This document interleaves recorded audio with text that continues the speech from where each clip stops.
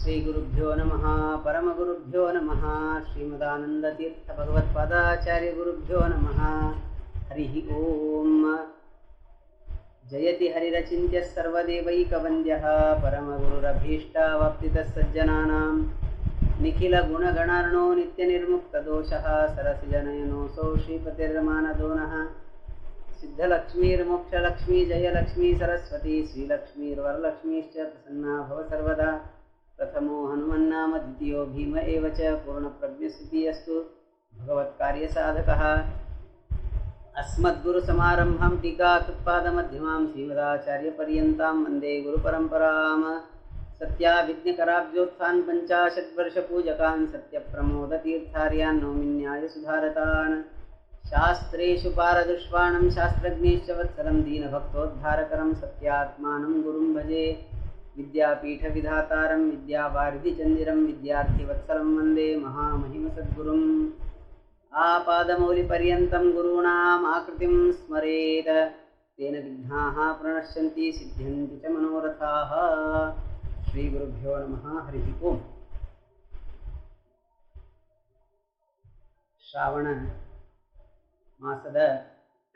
श्रावण मासाची शुक्ल पक्षातली एकादशी, त्या शुक्ल पक्षाच्या एकादशीला पुत्रदा एकादशी असं म्हणतात, अथवा पवित्र एकादशी असं म्हणतात. पवित्र एकादशी नाहीतर पुत्रदा एकादशी असं म्हणतात. एकादशी आपण सगळे करतो, परंतु एकादशीचं महत्त्व जाणून जर आपण एकादशीचा उपवास केला तर त्या एकादशीच्या उपवासामागे आपल्याला भक्ती जास्त वाटते, भगवंताला उद्देशून भक्ती जास्त होते, भगवंतावरती विशेष श्रद्धा येते, भगवंताची आसक्ती आपल्याला जागृत होते, म्हणजे भगवंताकडे ओढ आपल्याला जास्त निर्माण होते. जर एखादा विषय जाणून जर आपण केला तर आज आपण उद्या जी एकादशी आहे, पुत्रदा एकादशी किंवा पवित्रा एकादशी, त्याचं महत्त्व आपण थोडक्यात जाणून घेण्याचा प्रयत्न करू. श्री गुरुभ्यो नमः. पुत्रदा एकादशी जी आहे त्या पुत्रदा एकादशीचं महत्त्व सांगतात, शास्त्रामध्ये सांगतात. त्रेतायुगामध्ये राजा होता, त्याचं नाव होतं महिजित राजा. महिजित नावाचा राजा होता. त्याचं राज्य जे होतं ते माहिष्मती राज्य त्याचं होतं. माहिष्मती राज्य होतं. अत्यंत श्रेष्ठ राजा, निष्ठावान राजा, परंतु त्याला मूलबाळ नव्हतं, संतान नव्हतं. त्यामुळे राजाला खूप दुःख व्हायचं. शास्त्रामध्ये सांगतात, अपुत्रस्य सुखम नास्ति इहलोके परत्रच. अपुत्रस्य सुखम नास्ति म्हणजे ज्यांना संतान नाही त्यांना इहलोके परत्रच, ह्या जन्मामध्येही सुख नाही, परत्रच परलोकामध्येही त्यांना सुख भेटत. गृहस्थाश्रम जे स्वीकार करतात, गृहस्थाश्रम स्वीकार करून संतान जे आहे त्याच्यासाठी प्रयत्न केलाच पाहिजे. संतानासाठी प्रयत्न न करता जर तसेच राहिलो तर अपुत्रस्य सुखम नास्ति, त्यांना इहलोके परत्रच, त्यांना ह्या लोकामध्ये किंवा परत्र नंतर त्यांना सुख भेटणार नाही. त्यामुळे प्रयत्न केला पाहिजे. प्रयत्न करूनही जर पुत्र झाला नाही तर ती दैवेच्छा, शेवटी देवाची इच्छा, त्या देवाच्या इच्छेवर आपण काहीही करू शकत नाही. मग हा महिजित राजा जो आहे त्याला पुत्र नव्हतं, संतान नव्हतं, त्यासाठी खूप चिंताक्रांत झाला, खूप दुःख होत होतं त्याला. हे दुःख तो काय केला तर आपल्या सगळ्या प्रजेला बोलवलं, म्हणजे प्रजाला अगदी व्यवस्थित सांभाळत होता, अगदी व्यवस्थित सांभाळत होता, म्हणजे योग्य रीतीने तो आपल्या प्रजेचं शासन करत होता. त्या प्रजेला एवढा राजा प्रिय होता, म्हणजे विचार करा त्या राजानं प्रजेचं पालन कसं केलं. तेव्हा एके दिवशी तो काय करतो, दुःख होतं, चिंताक्रांत होऊन तो काय करतो, आपल्या पूर्ण सगळ्या राज्यामध्ये असलेल्या प्रजेला बोलवतो आणि त्या प्रजेला सांगतो, काय तर मला मूळ बाल होत नाही, संतान होत नाहीये मला, त्यामुळं मला खूप दुःख होत आहे. हे मी तुम्हाला का सांगत आहे? म्हणून प्रजेला तो विचारतो आणि उत्तर सांगतो, काय तर मी आता आहे राजा, मी तुम्हाला व्यवस्थित सांभाळत आहे. मी जर आता गेलो, माझा उत्तराधिकारी कोणतरी पाहिजे. मग उत्तराधिकारी जो आहे तोही तुम्हाला व्यवस्थित रीतीने सांभाळेल. तुम्हाला किंवा तुमच्या वंश परंपरेला सांभाळण्यासाठी योग्य रीतीचं संतान पाहिजे. त्यामुळे हा जो प्रश्न आहे पुत्र नसलेला, तो माझा एकट्याचा नाही, संपूर्ण राज्याचा प्रश्न आहे. मला उत्तराधिकारी पाहिजे, तुम्हाला पुढे सांभाळणारा जो राजा आहे तोही पाहिजे. त्यामुळे मी जे आहे आतापर्यंत पाप केलं नाही असं वाटतं. कारण का तर अन्यायो पार्जितम वित्तम क्षिप्तम कोशे मया नाही. अन्यायाने धन अर्जित करून मी माझ्या कोशामध्ये ठेवलेलं नाही. अन्यायाने कोणालाही त्रास न देता, कोणालाही हिंसा करून त्यांच्याकडून धन प्राप्त करून घेतलं नाही मी. किंतु मी देवालयाचं जे धन आहे ते घेतलं नाही, परंतु त्या देवालयालाच मी अजून काही अपेक्षा आहे त्या धन दिलेलं आहे. कोणाकडून मी धन जरी घेतलेलं असेल, काही वस्तू जरी घेतलेली असेल, तर त्याला ती परत केलेली आहे. एवढं सगळं मी केलेलं आहे. ब्राह्मणांना त्रास दिला नाही, एवढं सगळं केलेलं आहे. त्यामुळे न्यायाने, योग्य रीतीच्या न्यायाने हे मी माझ्या राजकोशामध्ये जे काही धन आहे, जे काही संपत आहे, ते मी अन्यायाने कमवलेली नाही. त्यामुळे मी काही पाप केलं नाही असं मला वाटत आहे. त्यामुळे तरीही मी दुष्टांना, हे महत्वाचं, फक्त व्यवस्थित सांभाळलं एवढंच नाही, जे दुष्ट आहेत त्यांनाही विशेष रीतीने शिक्षा केलेली आहे. दुष्ट आहेत त्यांना शिक्षा केली नाही असं नाही केलं, त्यांनाही मी शिक्षा केलेली आहे, त्यांनाही मी शिक्षा केलेली आहे. एवढं सगळं करून परंतु कस्मान मम गृहे पुत्रो न जात तद्विपर्यताम, एवढं सगळं करूनही मला पुत्र प्राप्त होत नाही. याचा विचार केला पाहिजे. सगळ्या याचा विचार आपण केला पाहिजे. तेव्हा आपल्या प्रजेला, मंत्र्यांना, सामान्य प्रजा, ब्राह्मण, पुरोहितांना, सगळ्यांना उद्देशून सांगतो, तुम्ही मला का मुलगा होत नाही याचा विचार केला पाहिजे. म्हणून तो सांगतो. सांगितल्यावर राजा जो आहे तो अत्यंत प्रीतिपात्र होता सगळ्या प्रजेचा, मंत्र्यांचा, ब्राह्मणांचा. मग काय करतात ते विचार करतात, आपल्याला राजा एवढा सगळं व्यवस्थित रीतीने सांभाळत आहे, मग राजाच एवढं सांभाळत आहे म्हणल्यावर त्याच्या उत्तराधिकारीही आपल्याला विशेष रीतीने सांभाळेल. आपल्याला एवढं सगळं राजाने उपकार केलेले आहेत म्हणून त्याला आपण काहीतरी केलं पाहिजे. म्हणून सगळे विचार करतात आणि जंगलामध्ये जातात. जंगलामध्ये जाऊन तप करायला चालू करतात. जंगलामध्ये जातात, तप करायला चालू करतात. अन्न पाणी ग्रहण न करता राजाच्या संतानासाठी, राजाला संतान व्हावं ह्यासाठी तप करायला बसतात. विशेष रीतीने तप करायला चालू करतात. चालू केल्यावर तिथे लोमश ऋषी, लोमश मुनी या सगळ्यांना दर्शन देतात. लोमश ऋषी दर्शन देणं म्हणजे खूप दुर्लभ आहे. तसे लोमश ऋषी त्या सगळ्या प्रजेला दर्शन देतात. दर्शन देतात तेव्हा लोमश ऋषीही त्यांना बघतात, त्यांना आनंद होतो. तेव्हा लोमश ऋषींना प्रार्थना करतात, काय तर आम्ही सगळी प्रजा, ब्राह्मण, मंत्री, सामान्य प्रजा, पुरोहित सगळ्यांनी विचार करून राजाच्या संतानासाठी, राजाला संतान व्हावं ह्यासाठी आम्ही जंगलामध्ये येऊन तप करत आहोत. त्यामुळे तुम्ही आमच्यासाठी काहीतरी योग्य मार्ग दाखवला पाहिजे, म्हणून त्या लोमश ऋषींना मुनींना सगळेजण प्रार्थना करतात. तेव्हा लोमश ऋषी म्हणतात, तुम्ही जे काही सांगत आहात ते मी करणं अत्यंत आवश्यक आहे. कारण का, परोपकारार्थम इदम शरीर, परोपकार करण्यासाठीच हे शरीर धारण केलेलं आहे. परोपकार करण्यासाठीच हे शरीर धारण करून घेतलेलं आहे. जो परोपकार करत नाही, शास्त्रामध्ये सांगतात काय तर, परेशाम उपकारार्थम यज्जीवती सजीवती. जो परेशाम इतरांना उपकार करतो तोच इथे जीवन जगण्यासाठी योग्य आहे.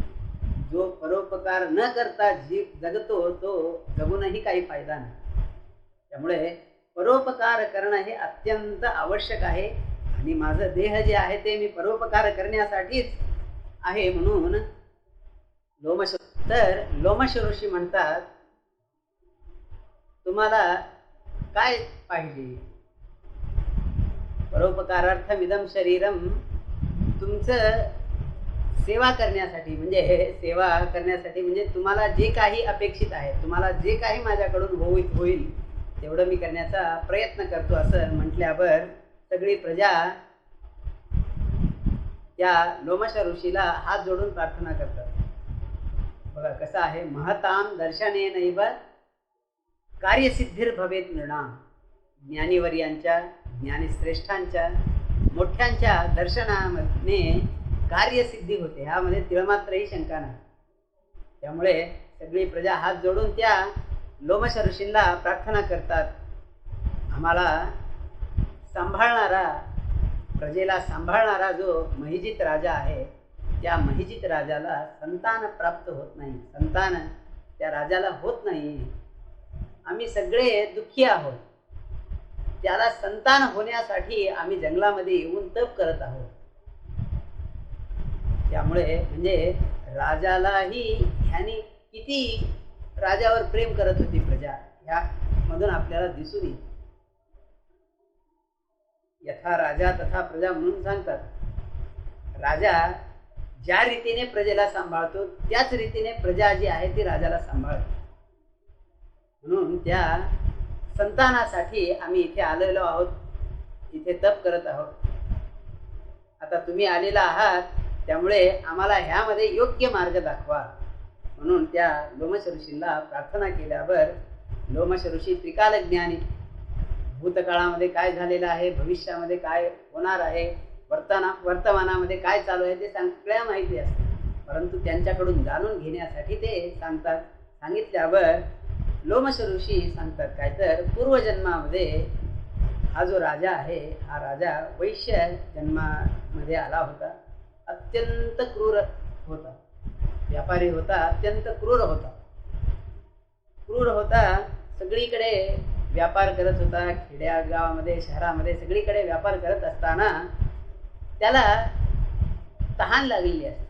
दुपारी कधी ज्येष्ठ द्वादशीला, ज्येष्ठ म्हणजे मे जून इंग्लिश कॅलेंडर प्रमाणे, त्या द्वादशीला त्याला तहान लागलेली असते. तहान लागलेली असल्यावर तो खेडेगावाच्या शेवटी म्हणजे वेशीवर, तिथे त्याला एक सरोवर दिसतो.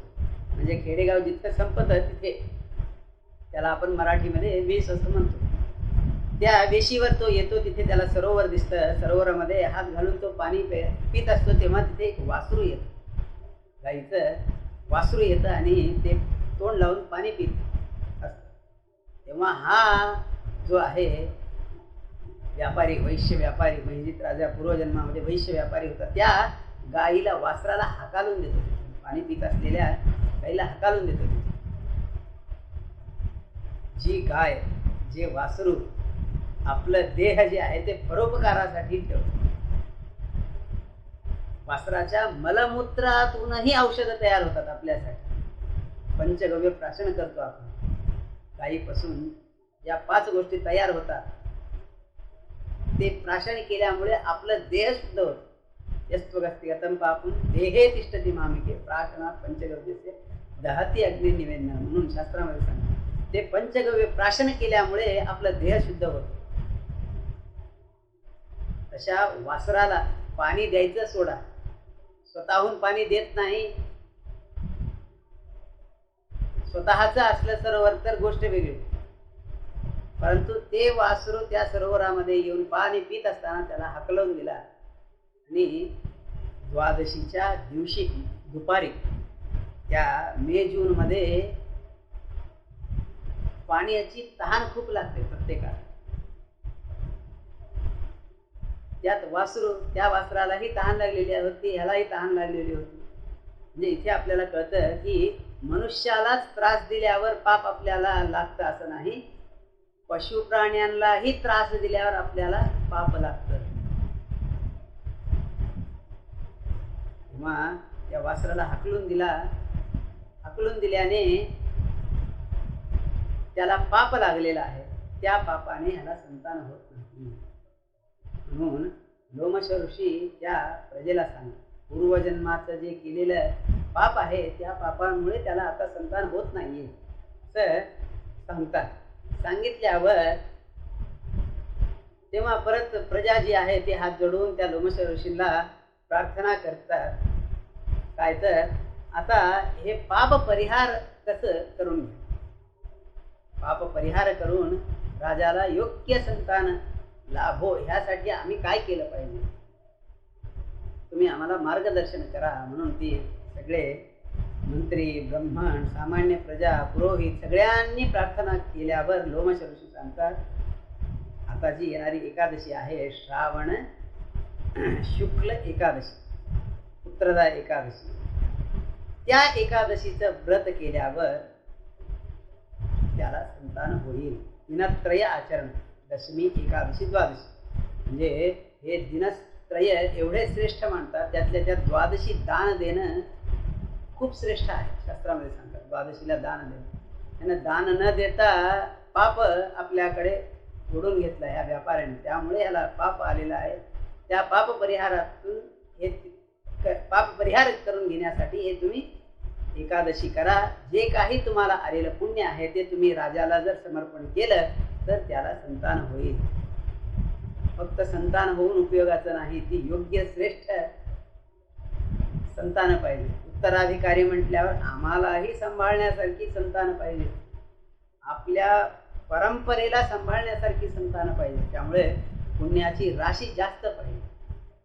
त्यामुळे ते योग्य रीतीने भक्ती श्रद्धेने एकादशी करतात.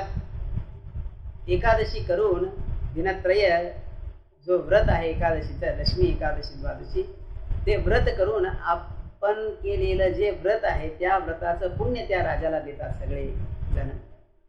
ते व्रत केल्यानं पुण्य आलेलं जे पुण्य राजा प्राप्त करून घेतो, त्या पुण्याने राजाला योग्य रीतीचं श्रेष्ठ संतान त्या राजाला होतं. त्यामुळे असं पुत्रदा एकादशीचं महत्व आहे. ज्यांना कोणाला संतान नाही त्यांनी ह्या दिनत्रय एकादशीचं व्रत आचरण केलं तर त्यांना श्रेष्ठ रीतीचं पुत्र संतान होतं, संतान होतं. त्यामुळे पुत्रदा एकादशीचं महत्व आपण सगळ्यांनी जाणून घेतलं आहोत.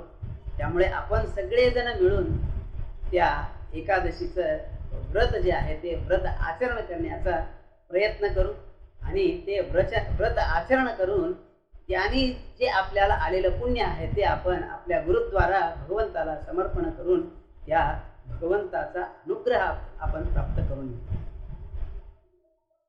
मगाशी म्हटलो पुत्रदा एकादशी आणि पवित्र एकादशी म्हणून म्हणतो. पवित्र एकादशी जी आहे ते आपण ह्या द्वादशी दिवशी, एकादशी दिवशी पवित्र रोपण, दोर जे आहे ते दोराला गाठी बांधून ते भगवंताला समर्पण करतो. एकादशी ते पौर्णिमेपर्यंत त्या गाठी बांधून भगवंताला समर्पण करून ते दोर जे आहे ते पवित्र जे आहे, पवित्र दोर ते आपण धारण करतो. त्यामुळेही याला पवित्र एकादशी असं म्हणतात. ह्या एकादशीला शाकव्रत समाप्त होऊन दधिव्रत जे आहे ते दधिव्रत आरंभ होतं. असं हे एकादशीचं महत्व आहे. त्यामुळे आपण सगळ्यांनी या एकादशीचं आचरण करून भगवंताला, गुरुद्वारा भगवंताला समर्पण करू. हरये गुरवे नमः. श्रीकृष्णार्पणमस्तु. नाहं कर्ता हरिकर्ता तत्पूजा कर्म चाखिलं तथापि मत्कृता पूजा तत्प्रसादेन अन्यथा तद्भक्तिस्तत्फलं मह्यं तत्प्रसादः पुनः पुनः कर्मण्यासो हराव्यं विष्णोः स्तुतिकरस्य अनेन भावि यत् पुण्यं तदाप्नोतु गुरुर्मम श्रीकृष्णार्पणमस्तु।